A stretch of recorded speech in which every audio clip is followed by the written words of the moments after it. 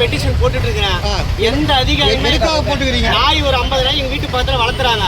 அதை வந்து யாருமே வந்து ஆக்ஷன் எடுக்க வரல.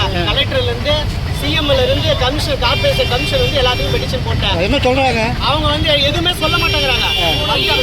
வீட்டுக்குள்ள வச்சு வளர்த்துற 50 நாய்க்கும் ஆக்ஷன் எடுக்க மாட்டோம். நீங்க தெருவில் இருக்கிற நாயை சொல்லுங்கிறாங்க. அதுல வர கழிவுகளை வந்து கொட்டி அங்கேயே கொட்டி எரிஞ்சுறாங்க. அது என்ன ஆகுதுன்னா துணியில பட்டு எல்லாத்துக்கும் ஸ்கின் அலர்ஜி குழந்தைக்கு எல்லாம் பாதிப்பாகுது. இப்ப இருக்கிற சிஎம்க்கும் பெட்டிஷன் போட்டு 41 நாள் ஆகுது. கால்நடை துணை மினிஸ்டர்ல இருந்து ஆளுநர் எல்லாத்துக்குமே போட்டேன், கலெக்டருக்கும் போட்டேன். ஒருத்தர் கூட வந்து இது என்னான்னு கூட ஏன்னு கூட யாருமே வந்து கேட்கல. எங்க பிள்ளைங்களுக்கு அடிக்கடி உடம்பு சரியாம போது எங்க அப்பா காலி பண்ணிட்டு போய் 2 வருஷம் ஆகுது வீட்டை விட்டு காலி பண்ணிட்டு போய். கிட்டத்தட்ட 30 பூனை வளர்த்துறாங்க, 50 நாய் வச்சுக்கிறாங்க.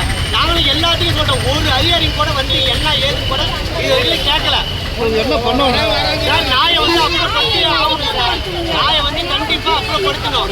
வீட்டுக்கு நாயை வளர்த்தக்கூடாதுன்னு சொல்ல, நாய் 2 நாய் வளர்த்துங்க. யாருமே வரல சார். ஒரு அதிகாரி கூட ஆக்ஷன் எடுக்க கிடையாது. பெட்டிஷன் கொடுத்தா டீ கடைக்கு போயிடுவாங்க. பெட்டிஷன் கொடுத்து கூட என்ன ஏதுன்னு கூட வந்து கேட்கறது இல்ல. மக்கள் குறை தீர்க்க பண்றேங்கிறாங்க. 2023 மக்கள் குறை தீர்க்க பண்றாங்க. மக்கள் குறை தீர்க்க பண்றதுக்கு போனா எங்க பிரச்சனை தீர்க்கும்னு சொன்னாங்க. இது வரைக்கும் இல்ல. அது மக்கள் குறை தீர்க்க மாட்டல, மக்கள் குறை கேட்கப்பட மாட்டோம். அப்படியே வாங்கி அந்த கலெக்டர் அப்படியே போட்டாரு. எங்க பெட்டிஷனுக்கு எந்த ஆக்ஷனுமே இல்லை.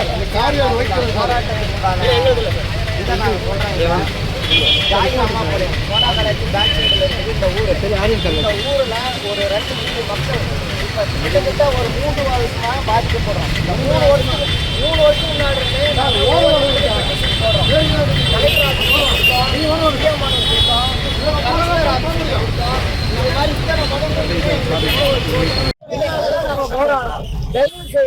இந்த அரசாங்கத்துக்கு நான் என்ன சொல்றேன்னா, போன அரசாங்கம் தான் சொல்லி எனக்கு இளைஞருக்கு நண்பரை காப்பாற்றுவேன். இந்த அரசாங்கம் மாறும், வளர்ப்புற கட்டுப்படுத்த வேண்டும்.